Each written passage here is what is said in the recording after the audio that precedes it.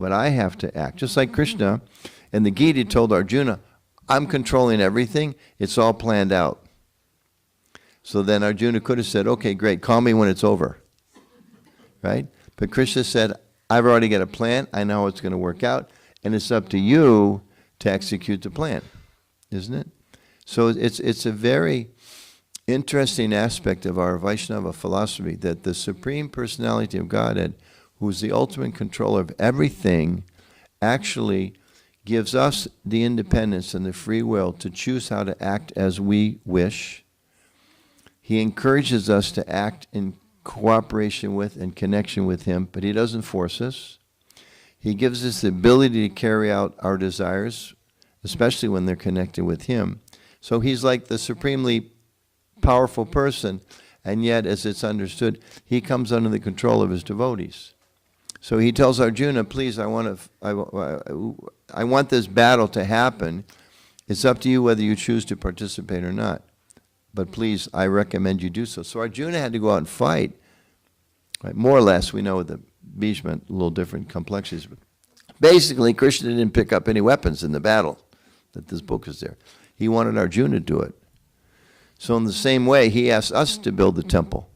He asks us to fundraise for the temple. He asks us to clean the temple and cook for the deities and clean the dishes and organize the festival and pull the chariot and be there early in the morning and late at night putting all the... He could do that, right? It's not that He can't do that. But we should think, well, Krishna, we shouldn't think, well, Krishna, you're the controller, you do it. Right? We shouldn't think like that. We should think, Krishna is so kind that He gives me this little bit of service.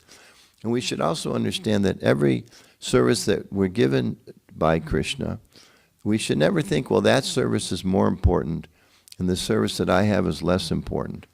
Or that service gets more attention, my service doesn't get enough attention. Or they get to do their service in a way that everybody appreciates them, but who notices what I'm doing? We should always remember Krishna notices. He's the one we're actually trying to please. And in Krishna's mind, He's much more satisfied by the little tiny service that's done with genuine sincerity than He is with the pompous in front of everybody kind of service. That doesn't really satisfy Him. So you should always keep that in mind, that He's the greatest of the greatest and He's the smallest of the smallest. And as in this previous verse, He says, if you offer Him with love and devotion a leaf, a flower, a fruit, or water, He'll accept it. Even something as insignificant as that, He'll accept it. So it was very inspiring to hear about the way that things are being organized. And under each of these towers, there were several people, probably many people here, were assigned those different responsibilities. And please know that that's pleasing Prabhupada to see it's done in a systematic way. Know that your name's not just there. Sometimes we think, well, I wanted that department. How come you gave me this department? I want that department. I'm not going to do anything until, right? We sometimes think like that. That's not the way we should think. We should think Krishna's given me this service. That's His kindness. I recently, where was I? Wasn't this Rath Yatra? I was someplace, some big festival. Can't remember now. It's a couple weeks ago. No, I didn't go. That's a big festival. But this applies in that festival too. I was just thinking, so what am I supposed to do? I don't have any direct responsibilities here. And, how do I fit in? And then I remembered, well, it's easy. I know how I fit in. But I forget, but I should know how I fit in. How do we all fit in? Anywhere we go, how do we fit in? What's our identification? Wherever you go, whatever you do, whatever you eat, whatever you offer and give away, what's our identification? Servant. Even devotees, sometimes we should be careful. Because what does it mean to be a devotee? It means you're the servant, isn't it? So we shouldn't think like, well, I'm a GBC devotee, I can't do that service, right? Or I'm a husband devotee, I can't do that service. Or I'm a woman devotee, I can't do that service. We should know I'm a servant. Something needs to be done, pleasing to Krishna. Let me do it. And as we know, Krishna says in the Bhagavad Gita, even if you do something imperfectly, that's okay. He accepts that effort. He accepts that endeavor. And we live in a world where everyone likes to portray the fact that they do everything perfectly, isn't it? Especially, some of the modern day structures. So humility, acknowledging one's shortcomings. I mean, there's New Age book writers and therapists and things like that talk about how you should admit your vulnerability. But as Vaishnavas, it's a core philosophy for us. Because if we don't admit our vulnerability to Krishna, why should we surrender to Krishna? Why do I need to surrender to him? He doesn't even talk. He just stands there every day. I'm supposed to surrender to him. I mean, our mundane mind can think like that, right? But if we actually understanding in part our own limitations and our own vulnerabilities, then we realize that actually, and we endeavor, maybe we don't have realization of it so at this point, but to whatever extent we do, if we think that I'm a servant, it makes life so much easier. Because if you're thinking you're the enjoyer, or the controller, or the owner, then every person you meet, your mind's calculating. Is he richer than me? Is he more powerful than me? Is he a friend to me? Is he a threat to me? Is he better looking than me? Is her dress more fancy? Did she get her dress at a better store than I got my dress? All those kind of calculations, Even with the big so-called successful people, I'm certainly not at this level, but we can be sure some people are thinking, I won an Oscar when there was tough competition. You won your Oscar the year there was no good movies, and that's why you won. I promise you that's going on, isn't it? We all know it.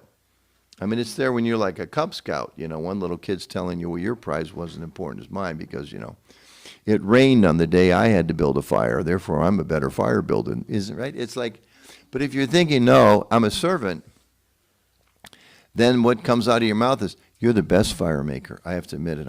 I'm just trying to follow in your footsteps, isn't it? But when you go to a festival, you're not thinking like, okay, well, what's he doing? What's she doing? You're just thinking, what needs to be done? Like they read off the list of things, what needs to be done? Where can I help most? Not in terms of thinking, economically or some type of social status or any kind of status. What's appropriate for my status? It's just, no. How can I help? What needs to be done? Any examples we have in our tradition of people manifesting that? Just let me do what needs to be done. Let me put aside my status and act out of love. I would suggest we start with that picture. God, according to our tradition, is more than happy to be the servant of his devotee. What needs to be done now? Somebody has to drive the chariot. Okay, I'll drive your chariot. I mean, that's pretty phenomenal, isn't it? I mean, it's really sometimes when you just think about what the claims made by our theology. Krishna is the Supreme Personality of Godhead, and he chooses out of love to drive the chariot of Arjuna. Right? We all remember that story. Lord Chaitanya, I believe he was in South India, and he came across the one Brahmin who was sitting in front of his Bhagavad Gita, turning the pages, and he noticed other people were, as I recall, people made fun of him, but he was turning the pages, and Lord Chaitanya asked him, so what is it that you're doing? And he said, I'm reading Bhagavad Gita because my guru gave me this instruction. I should try to read Bhagavad Gita every day, but I'm illiterate, so I can't read it. But he gave me that instruction, so I'm trying to read it every day. So Lord Chaitanya was very pleased with that devotion. And they asked him, but there's one thing I noticed, your eyes are full of tears and the pages even seem like water damaged or whatever the term would be. He said, why is that? He said, because whenever I try to read Bhagavad Gita, I just think of Krishna, how he's become the chariot driver, which is like a taxi cab driver, okay? Most of us don't have much for realization of what it means to drive a chariot, right? Anybody here drive a chariot to work? No, it's a different era, right? So the chariot driver is the humble servant of the warrior. So he's taken like he's driving the taxi for the boss in the back. He's God.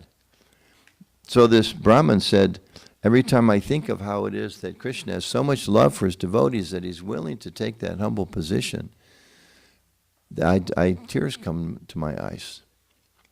So, and there's other examples too. Krishna being later in the year, we celebrate the Damodar prayers, that whole month of celebration about how Krishna allows himself to be tied up by his mother because she has so much love for him that he allows himself to be tied up. So this is our understanding of the nature of the Supreme Lord. Anyway, back to the idea of a meeting with the members of the committee, operational committee, that all taking responsibility. As Prabhupada said, we should do it systematically, so much appreciated. And as this verse is saying, very nice in the purport, Prabhupada just sums this up nicely. Thus it is the duty of everyone to mold his life in such a way that he will not forget Krishna in any circumstance. And our Vaishnavacharyas make this bold claim, first of all, that there's a purpose to life. A lot of people today, well, there's no purpose to life. Life is inexplicable. And, you just try to go for the gusto, right? I don't know whose trademark that is, but somebody, beer company or something. Go for the gusto. Or, have your bucket list. People talk about that a lot these days. What's my bucket list? What are the different things, what are the different sensual experiences I want to have before I die? And the Vaishnava philosophy, Vedic philosophy more in general, is like, yeah, but you are much more than those sensual experiences. The whole purpose of your senses is to utilize them in connecting with Krishna, to understand higher knowledge and who we are and why we're here.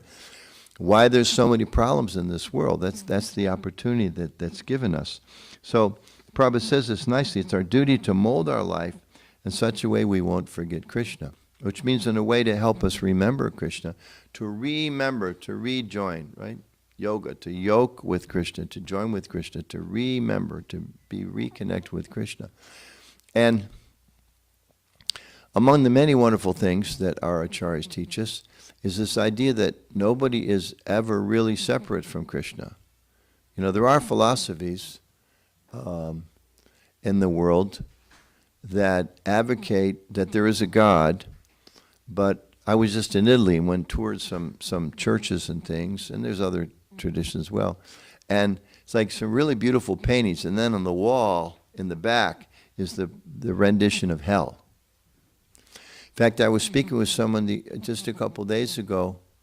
They were telling me that, it was a devotee, one of his co-workers, who told them they're traumatized when they drive by a particular type of church that they grew up in as children. Because this woman explained to my friend, a devotee, initiated devotee, that when she was a young girl, they showed them movies of hell. And told them, if you're a bad girl, that's where you go. Okay? I mean, that's heavy trauma. Now, we have to make sure, of course, this is a side note, in our relationships with each other and with devotees. I can remember going and speaking to some high school classes years ago, and I stopped doing this, what I'm going to say. I stopped talking about how God's the Supreme Father. I thought that's something they could relate to. Right? We understand Supreme Father, Supreme Mother, Krishna, etc. But I had to stop saying Supreme Father because 10% of the people, you could tell emotionally, they shut down. If God's the Father, I don't want anything to do with any father because my experience with Father is so negative. So people in this world, they're traumatized by different experiences, and we have to kind of help people come to understand that it's a gift that was given to us, and Krishna reveals himself that okay, there's suffering in this world. Sometimes it's very, very hellish suffering. It's so hard to understand. How can it be such a place of so much suffering? But behind it all, at least in theory, we don't have the idea that it's to punish you forever. That does not match with our philosophy. Sometimes it's hard to understand, but at least in theory, it's to help us learn to, as they say, mend our ways, and to really understand that I am a servant, and that actually by serving Krishna, by serving God, by serving others, that's actually the thing that brings me the most happiness. And it's interesting because even in ordinary life, people, they have that experience on a regular basis when they, what do they say at, put a positive, I don't want to sound too many anti-Christian messages, but like our friends in the Salvation Army, right? Something about like to give, something about the importance of giving is more rewarding than receiving, right? So that understanding is there in pious spiritual traditions as well, but just also as ordinary. People have that experience when you do something nice for some other person or for some other cause. It brings you pleasure. This is a reflection of our eternal constitutional relationship with Krishna, that if we please Krishna, actually brings us greater gratification, greatest internal satisfaction. So therefore, Prabhupada says we should mold our life in such a way that we'll remember Krishna and not forget him. And what does that mean? Remembering Krishna means remembering that he's the supreme friend, he's the supreme owner of everything, he's the supreme enjoyer of everything, so that everything we have, this verse is saying, whatever you do, whatever you eat, connect it to him. So we all have a home, so we should train ourselves to actually think, this is Krishna's house. It's not my house, it's not my apartment, it's not my condo, it's Krishna's house. So if it's Krishna's house, I should try to do things in the house that please Krishna, isn't it? I should try to, when I'm cleaning the house, I should think I'm cleaning it for Krishna. So when my mind says, don't look behind the couch, that's too much work. We should think, no, this is Krishna's couch. I have to clean behind the couch, it's Krishna's. And when we're decorating, we should think, okay, let me decorate the house in such a way that's pleasing to Krishna. So what's going to be pleasing to Krishna is things that are going to help me connect with Krishna, that, especially in the beginning of spiritual life, that picture doesn't exactly remind me of Krishna. Even it included, sometimes, a beautiful picture of a mountain. We have this lovely Vaishnava Christian dialogue in Washington, D.C. Been doing it for 28 years. Manugopal's come a few times. And one of the men who participated for years and years and years, he's the head abbot of a Benedictine monastery, like wears the monk's robes and all that. And he explained to us about how when he sits on the top of a mountain, he actually sometimes feels closer to God than when he's in prayer. And they're like very strict daily prayers. But the mountain, he sees that in connection with Krishna. So if you have a picture of a mountain in your house, it helps you think about the beauty of Krishna's creation. Great, keep it. If it reminds you of the time that, whatever, you went skiing with some friends and you did stuff you shouldn't do, don't have it. Move it out, because it's not helping you remember Krishna. So simple things like that. If we have a business, Krishna's saying here, we should think, who owns this business? Just like they like to say proprietor, right?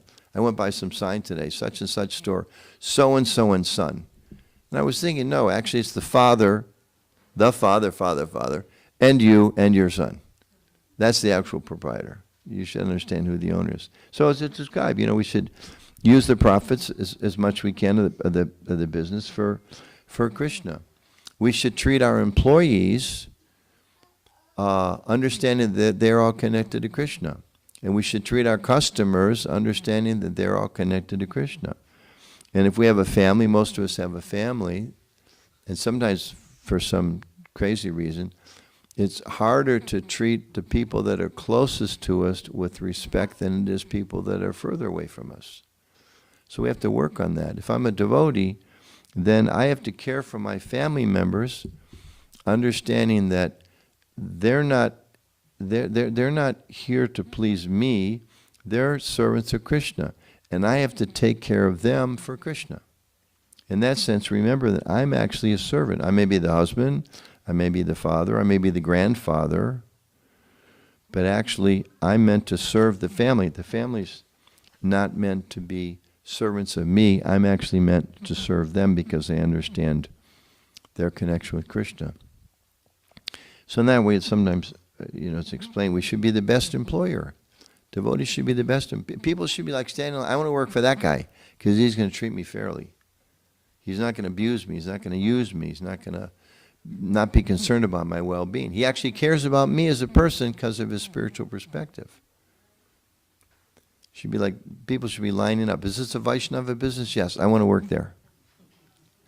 I don't think we've established that reputation yet, but we should. I know, like, having some friends, I do a lot of interfaith stuff. My wife and I had a business for many years. It was common understanding. You got to hire somebody, hire a Mormon. Because they'll show up on time, and they're honest, and they're hardworking, and they're very willing to work in a cooperative way. Frankly, we had a policy, don't hire the Hare Krishnas. Because we hired a few devotees. It's like, well, where's so-and-so? And she's supposed to be at work. Well, she said she had to finish her rounds. Well, I'm glad she had to finish her rounds, but she's supposed to be here at 9 o'clock in the morning to take care of people. So, but we should have a culture where people, oh, you're a Hare Krishna? Oh, I want to hire you. Because such a nice mentality. Prabhupada told a story I think he personally observed one time. I think so. When he was a young householder, he was observing his boss was hiring people for a certain job, and 2 people applied. One person came in, had all the necessary qualifications, and then when he got up, he left, and he didn't close the door. And the next man came in, he didn't have any of the qualifications, but when he got up after the interview, he very carefully and attentively closed the door, and Prabhupada's boss said, I think it was Prabhupada directly, said, hire the second person. He was like shocked. Why hire but the first one had all the qualifications. He said the second one had the right attitude. He can be trained. He can be trained. So we should develop that attitude, and we should be examples of that attitude, which is being described here, that whatever we do for Krishna. Every person in our life, we treat him as a devotee of Krishna. They may be aware, they may not be aware, but we understand every single person is sacred. Every person I interact with, The lady in the grocery store that's having a lousy day and she's complaining to everybody, we should be the one who's strong enough in our own spiritual conviction and know that, okay, she had a bad day. I don't know what happened to this lady.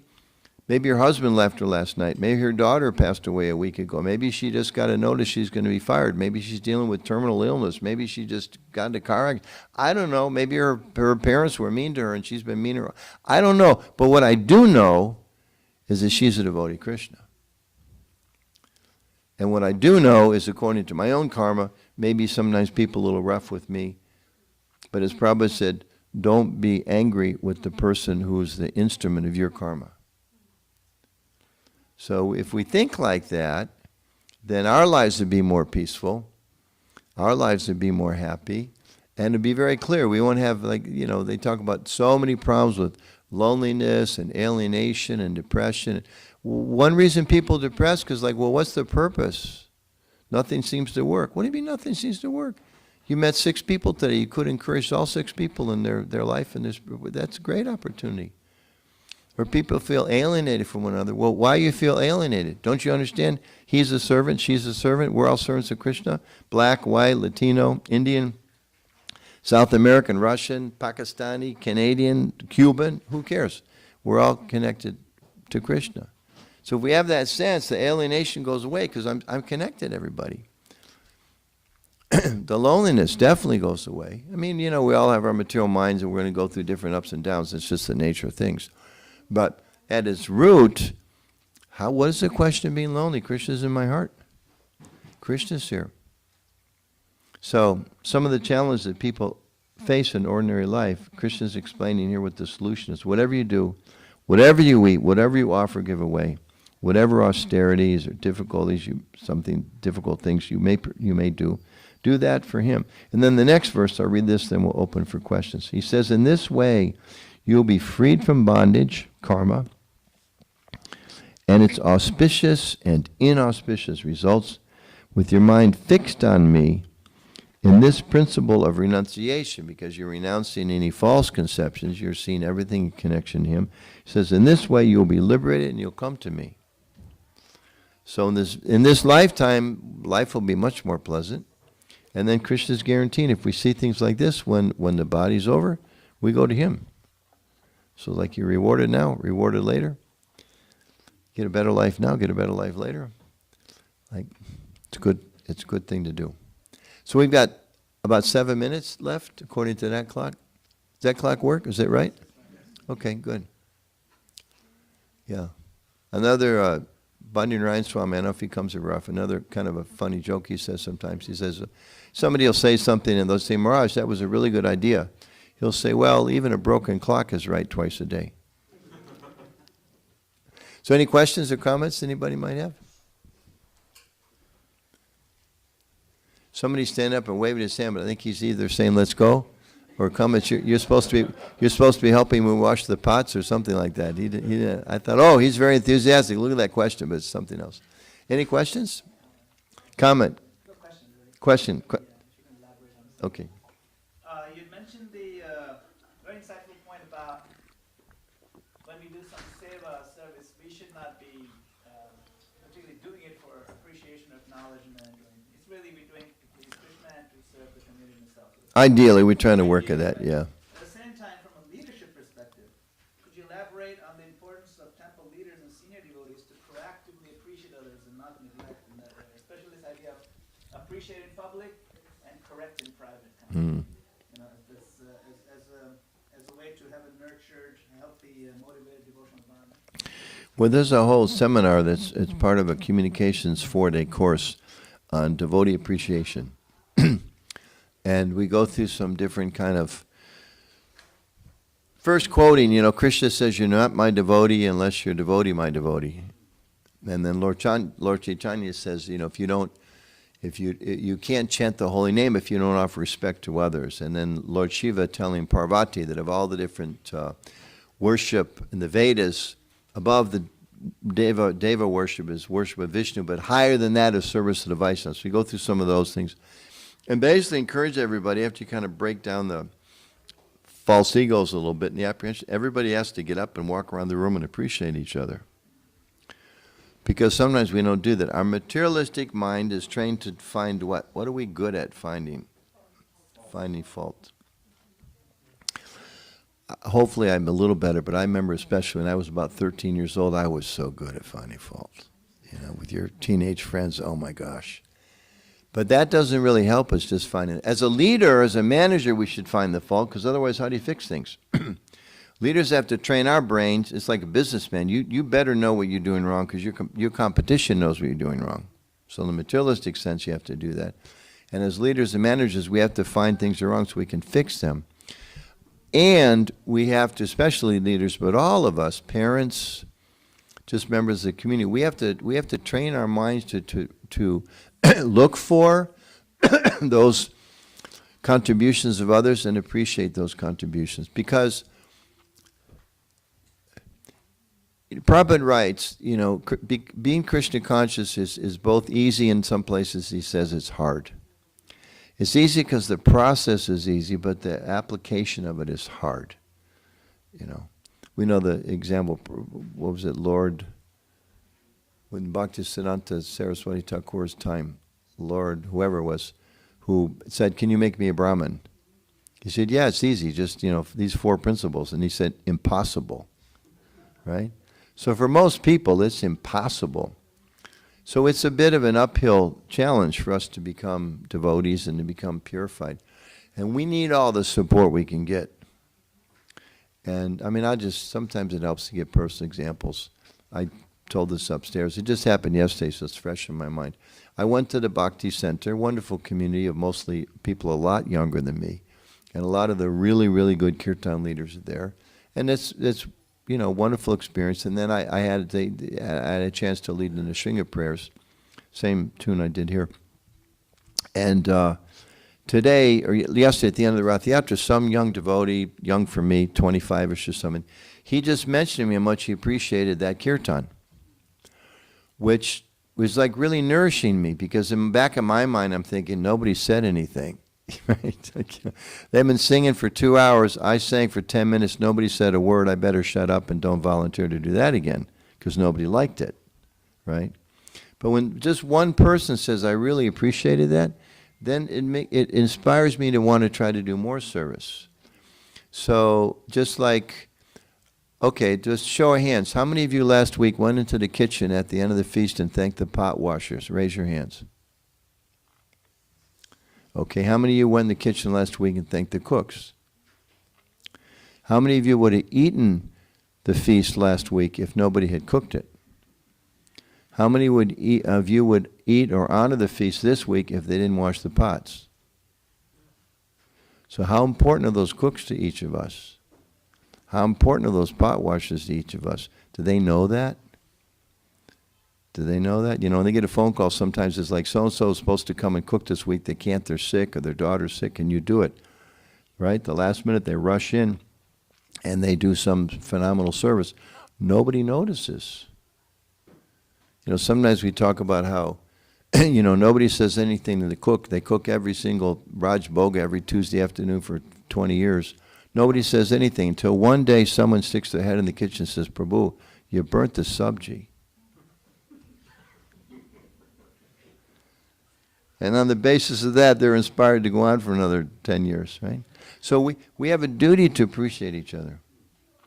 Ultimately, theologically speaking, what are devotees in the spiritual world? What are they aspiring for? The appreciation of Krishna. Even the gopis, right? The Lord's sidelong glance. If they get the Lord's sidelong glance. So we may not yet be perceiving the Lord's sidelong glance, but we can perceive it when somebody says, nice kirtan, Prabhu. Or thanks for cooking this week, Prabhu. Or wow, I know that wasn't easy for you to give that donation. You know, that's a lot of money. Thank you very much. Or thank you for teaching the Sunday school. My daughter came home so inspired. I don't know who told her what story, but thank you for doing that. How often do we think like that? So we should train our minds like that, to look for the opportunity to show appreciation. And when we do, we'll feel happy, other devotees will feel happy, and we create a really inspiring community. So, is that okay answer? Managopal, is okay? So when they close the curtains, that means thank you very much, but stop talking. No, you can go, I mean, I wonder also about this correcting in private. I think, I don't know if Prabhupada ever said that, or is that like a general principle? I mean, correcting in private. I don't know if Prabhupada ever said that, but it is a good general principle. It applies for parents, and it applies for temple leaders, it applies for your employees, that ideally you should always appreciate people, praise people in public as much as, I mean, privately it also helps. It also, we should appreciate any, but if there's a need for correction, as much as possible, we should try to do that privately. Because otherwise people get, you know, embarrassed or humiliated or, you know. And when we just told her happy birthday, she was ready to, like, you know, Lord, lift me out of here. Right? Right? What to speak of if we were to say, hey, you didn't do this, you didn't do that, you didn't do this, you know? So, just like they say, even it's an ordinary example, but it's a good one for parents to know. You know, your child comes home, I don't know what kind of report cards they get here in New Jersey, but, you know, they get like 3 A's and a B minus. Okay? Now, what's our tendency to do? B minus? Why'd you get a B minus? I never got a B minus, blah, blah, blah, blah. Your grandmother, no, you got a B minus, she's not going to cook for you ever again, right? But the child knows they got a B minus, but if we appreciate the positives, you know, you don't put attention on the negative, they're going to work on it. They're not stupid. They didn't get the 3 A's because they're stupid, or whatever it is, the 3 B's and the D, whatever it is. So, and if we all look back, I would be willing to bet, I can give you a few examples of my life. If you go back and remember the few times that somebody, like a parent or a teacher or somebody, pointed out the negative and they ignored the positives that you were doing, that hurt. Okay? That hurt a lot. So we have a choice. Am I going to repeat the behavior that hurt me? Because I think, okay, that's the way my mother or father or teacher or auntie or whatever dealt with me, therefore I'm justified in doing it? Or should we think, hey, did I learn anything from that? Did Krishna give me that pain for any particular reason? Like, hey, maybe you shouldn't do this? That takes a little self-reflection and a little, you know, strength of character. And that's why we chant Hare Krishna in part. It's to connect with Krishna, but it's also to act in a Krishna conscious way, which means seeing the impact of what we do on other people and correcting that. Again, whether it's an employee or the neighbor or the father or mother, it's not like you come to the temple and you're a devotee, and then you go home and act like a nonsense. You come to the temple to learn what it means to be a devotee, so when you go home, you can act like a devotee. Isn't it? Yeah. Thank you all very much. Srila Prabhupada Ki Jai.